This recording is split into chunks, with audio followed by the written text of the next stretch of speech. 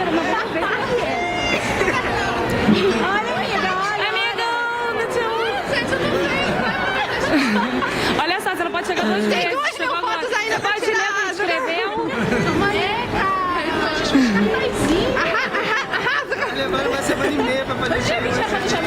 Porra, bom trabalho. Amiga, todo mundo perguntando se tá esperando. Acho que é bom demais, né? Acho que já tá bom demais. Já. Oi, tudo bem? Como vai? É pra vocês. Você apareceu, Jorge. Chegou. Mamãe, agora você é piu-piu. Tá, deixa ela dar um tchau, tá? Você tá filmando. Tchau. Mas você não pode chegar depois, você chegou. Você não tem como voltar aqui. Ai, na moral, eu tô...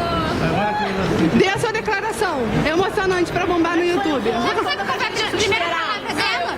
Vocês estão rachando minha cara. É verdade. Você esperava todo mundo no aeroporto? Porra, mó trabalheira. Banca.